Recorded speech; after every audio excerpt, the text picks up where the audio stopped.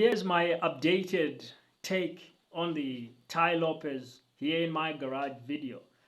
And this is a super viral video, did 71 million views on YouTube alone, and I'm sure it's gone even more, potentially more viral when you look at all other social networks combined, like Facebook. I'm sure it absolutely crushed it on Facebook. And it's an older video, it's been out there for a long time, and but it does showcase kind of this virality of certain videos. And what's unique about it, obviously, is that it's not a music video.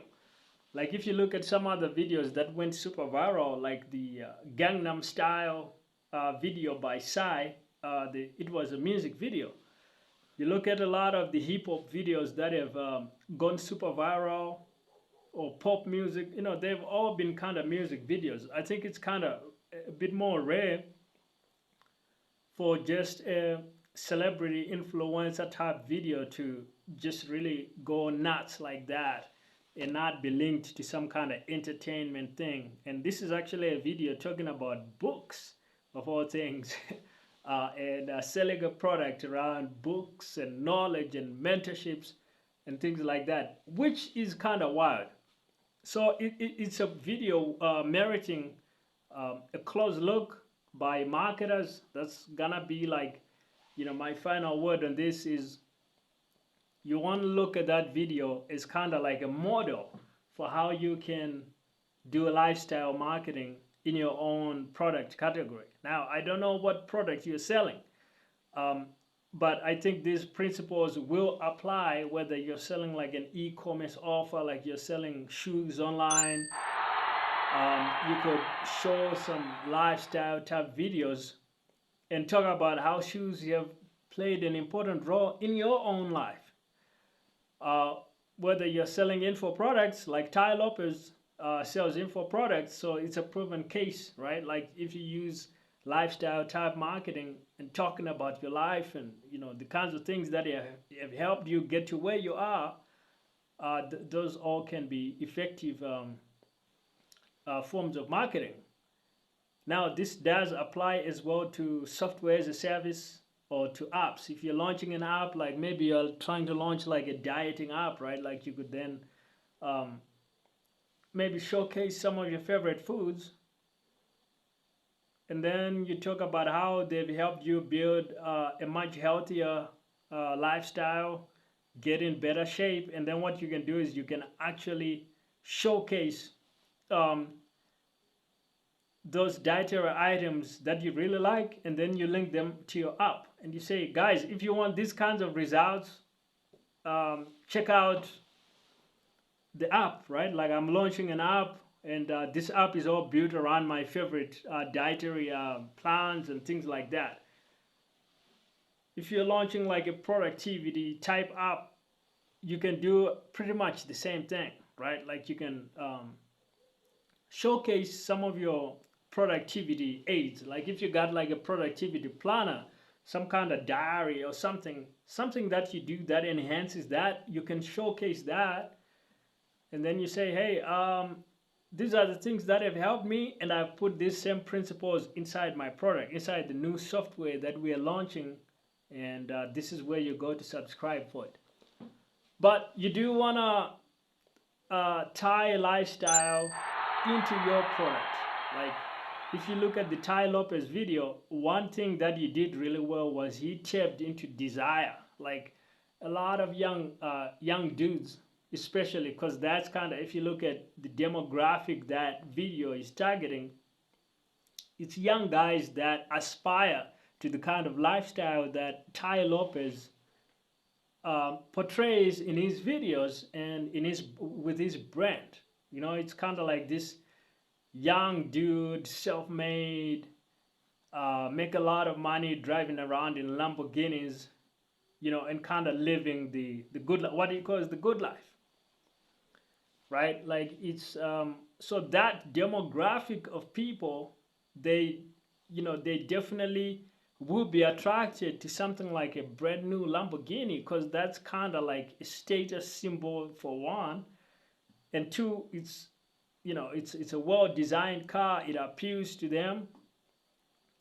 So it's not only a status symbol, but also it's aesthetically well designed. Um, it's a rich man's type car, right? Like you're not gonna be going around in that if you're broke.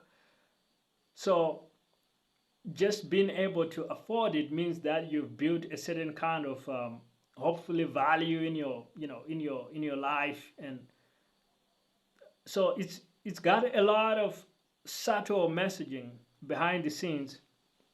I won't call it subliminal messaging, but it's associating the kind of lifestyle that Tai Lopez demographic of customer is looking for and desires. So he's using desire for this car and tying that and saying, hey, in order for me to get this car, I had to go through these 67 steps. And now I'm offering you guys the same 67 steps.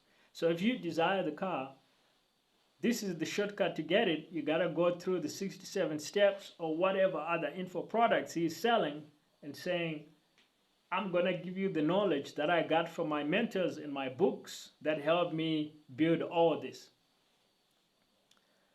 So when you look at it that way, you understand there's that kind of link between creating a link between desire and your product. Whatever the customer, the market desires, if you can create an association between that and your product, you've done really well.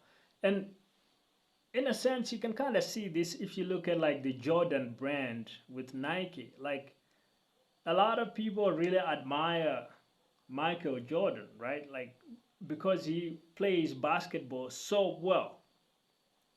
They want to be Jordan.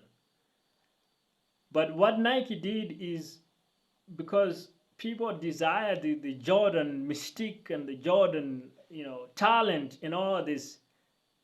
What Nike was able to do with the sponsorship with the Jordan line was to simply create an association between Michael Jordan and Nike sports shoes and say, hey, if you want to be Jordan, buy a Nike, buy a Nike and wear Nike shoes and go out on the basketball courts, and you too can be the next Jordan.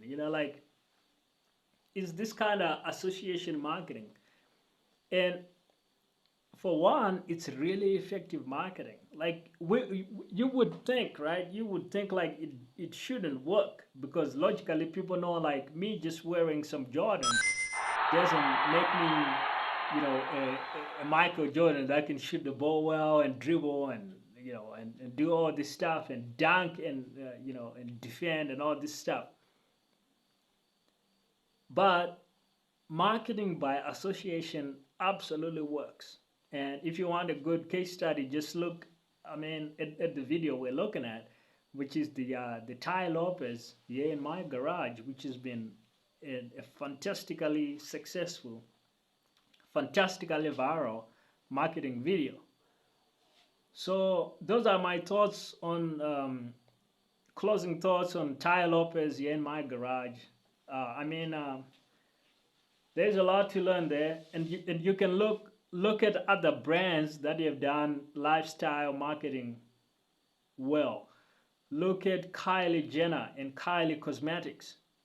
The whole makeup, and I'm sure a lot of beauty brands in particular are masters at this, portraying a certain lifestyle and then inserting their product in and saying, hey, this is the way to get to that kind of lifestyle.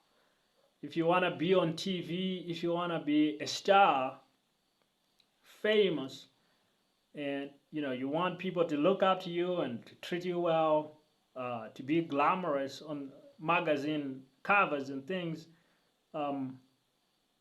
if you buy this makeup, it's your path to getting there. Like this kind of lifestyle marketing, it's very effective, very, very effective. You'd think it shouldn't be, but for some reason it's very effective. So that's my last takeaways. Now, if you want a free resource, you can book a free call to get more product sales. You can also get my free book and my free bootcamp. Links will be in the description.